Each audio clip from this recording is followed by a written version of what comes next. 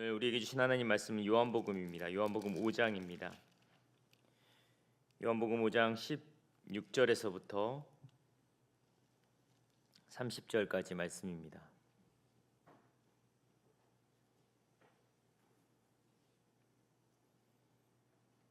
요한복음 5장 19절에서 30절까지 말씀,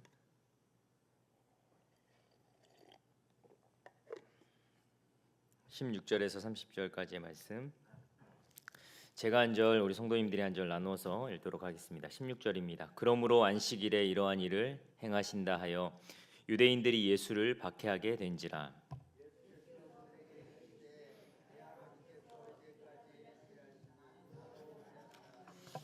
유대인들이 이로 말미암아 더욱 예수를 죽이고자 하니 이는 안식일을 범할 뿐만 아니라 하나님을 자기의 친인 아버지라 하여 자기를 하나님과 동등으로 삼으심이로라.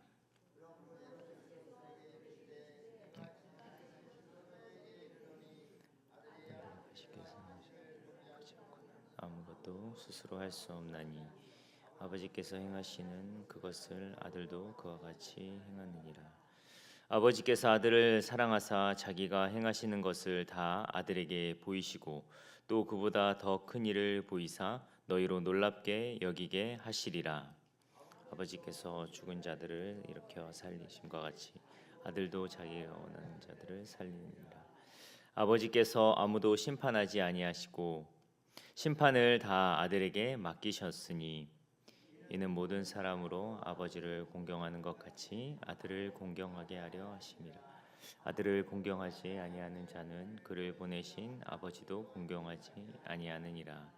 내가 진실로 진실로 너희에게 이르노니 내 말을 듣고 또 나 보내신 이를 믿는 자는 영생을 얻었고 심판에 이르지 아니하나니 사망에서 생명으로 옮겼느니라.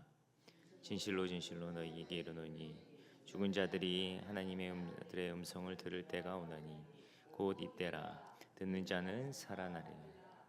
아버지께서 자기 속에 생명이 있음 같이 아들에게도 생명을 주어 그 속에 있게 하셨고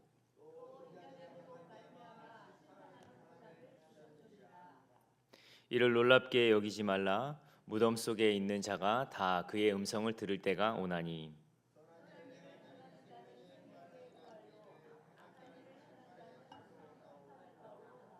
함께 읽겠습니다. 내가 아무것도 스스로 말할 수 없노라. 듣는 대로 심판하노니 나는 나의 하지 않고 나를 보내신 이의 뜻대로 하려 함으로 내 심판은 의로우니라. 아멘.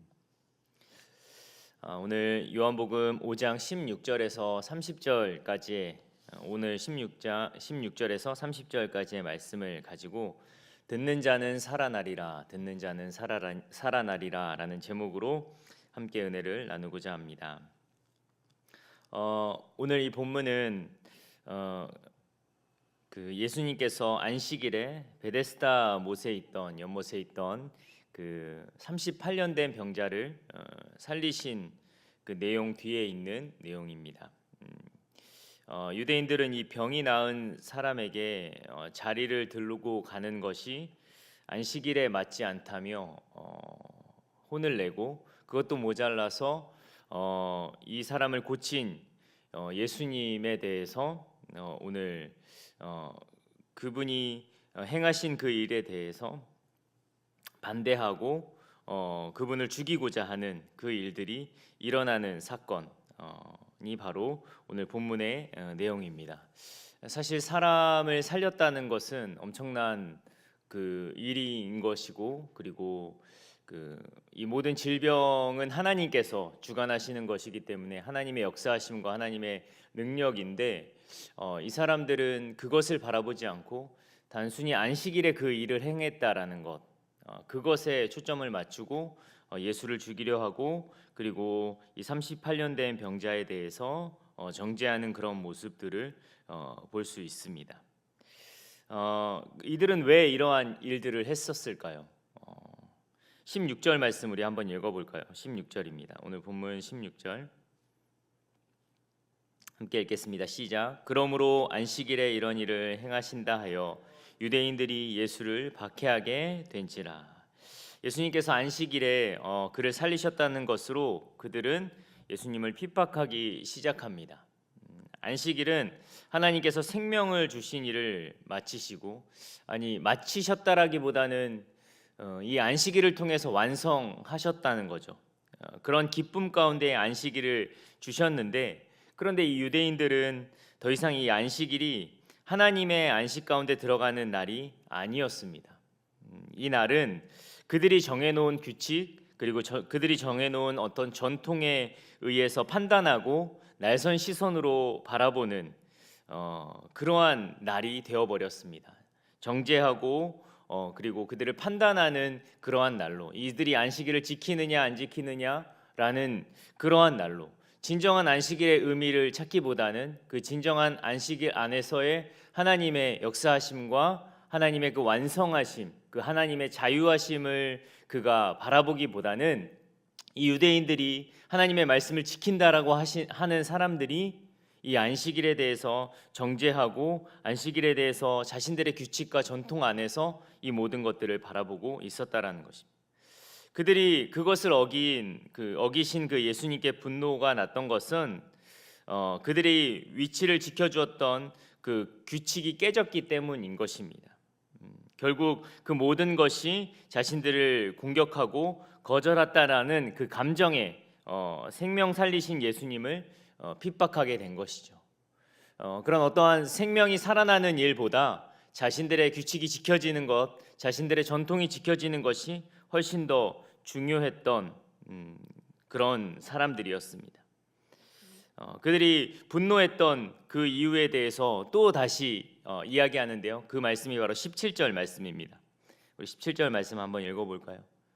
시작. 예수께서 그들에게 이르시되 내 아버지께서 이제까지 일하시니 나도 일한다 하시매. 아멘.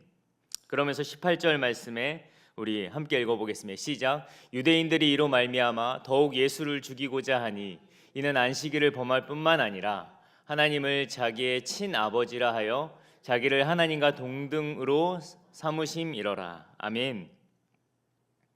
그들이 더 분노했던 것은 예수님께서 하나님을 자신의 아버지라고 말하시며 동등하게 여기신 부분에 그들은 더욱더 화가 났던 것이었습니다. 유대인들이 생각했을 때 자신이 생각하는 하나님의 존재 방식을 깨트린 예수님은 그들을 공격하는 사람이 되었습니다. 그들 안에 그들이 지키기 위해서 그런 정해놓았던 수많은 규칙, 그 생각, 그 자아 안에서 가득 찼기 때문에 그 예수님의 이야기를 들을 기회도, 그리고 그 하나님의 그 뜻을 분별할 그 기회도 그들은 없었다라는 것이죠. 그들은 자신들이 가지고 있었던 어떤 자아의 그 귀가 어두워져서 38년 된 병자가 살아난 이야기도, 그리고 예수님의 그 이야기도 들을 수 있는 귀가 없었다라는 것입니다. 저는 오늘 이 본문 말씀을 보면서 이 본문 말씀 안에 참 정말 깊은 이야기들이 너무 많이 숨겨져 있지만, 저는 오늘 딱 한 가지를 이야기하고자 합니다. 그 하나님의 말씀을 듣는 자, 그 하나님의 음성을 듣는 자들이 살아나게 되어지는 이야기. 반대로 유대인들은 그 하나님의 음성을 들을 수 없었고 그 예수님의 음성을 들을 수 없었던 이 듣지 못하는 자들이 결국 살아나지 못하는 것을 우리가 함께 좀 나누고자 합니다. 우리 안에도 동일합니다. 혹시 우리 안에도 우리의 자아의 어떤 생각들, 우리가 가지고 있던 어떤 규칙과 내가 그동안에 신앙생활했었던 그 모든 전통들이 혹시 하나님의 음성을 듣는데 방해가 되어지지 않습니까? 우리가 어떤 경험했던 그 경험들, 그 지식들, 우리가 만들어 놓은 어떤 하나님의 그런 어떤 기준들이 하나님의 더 크고 놀라운 역사를 듣지 못하는 그 하나님의 역사들을 드러내는 그 일에 방해가 되어지지 않는지, 우리가 한번 오늘 이 새벽에 하나님의 그 말씀으로 우리가 한번 우리를 돌아볼 수 있는 저와 여러분 되어지기를 소망합니다.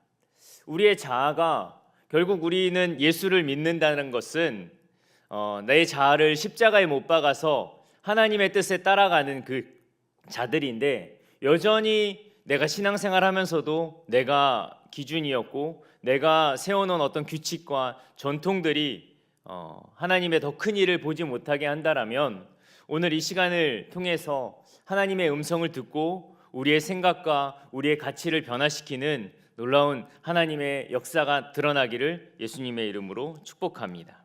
오늘 이 유대인들은 바로 그러했다라는 것입니다.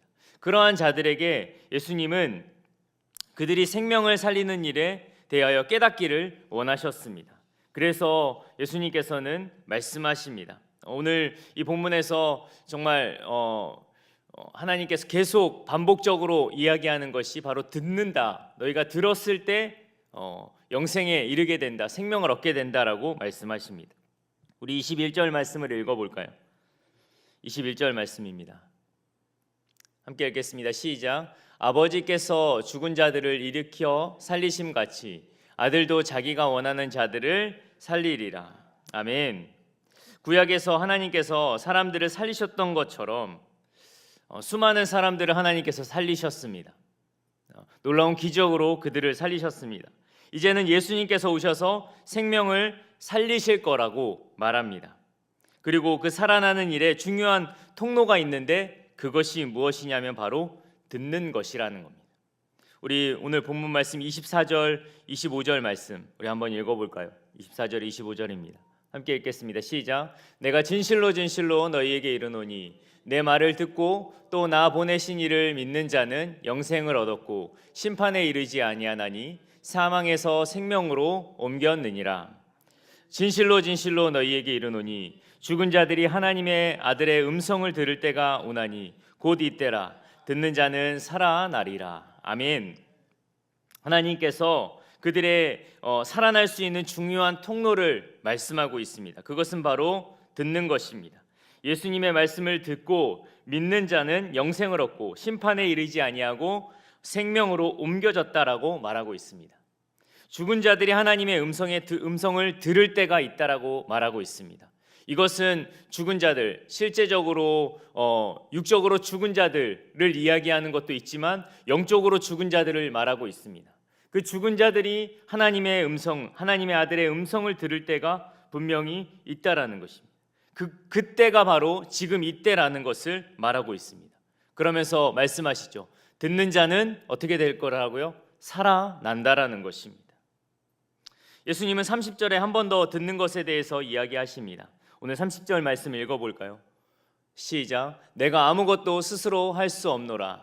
듣는 대로 심판하노니 나는 나의 뜻대로 하려 하지 아니하고 나를 보내신 이의 뜻대로 하려 함으로 내 심판은 의로우니라. 아멘. 이 말씀은 예수님도 하나님께 듣고 심판한다는 것입니다. 예수 그리스도께서 심판자로 우리 가운데 오십니다. 그러나 그분이 자신의 의대로 자신의 것으로 심판하는 것이 아니라 그분도 듣는 분이 계신다라는 것. 그분이 누구냐면 바로 하나님이라는 것입니다. 그도 듣고 그 모든 심판 가운데 그 일들을 행합니다. 하나님께서 예수님을 이 심판자로 이 땅에 보내셨습니다. 그 이유는 그분이 공생의 삶을 통하여서 우리의 모든 것을 아시고 인간의 모든 것을 아시기 때문에 그분은 참 인간으로서 참 하나님으로서 이 땅에 오셨기 때문에 그분은 심판할 수 있는 심판자가 되는 것입니다. 여러분, 만약에 우리가 누군가에 대해서 이야기할 때 그것을 살아보지도 않고 그냥 쉽게 이야기해서 우리가 집에서 키우는 반려견이 우리를 심판할 수 있지 않지 않습니까?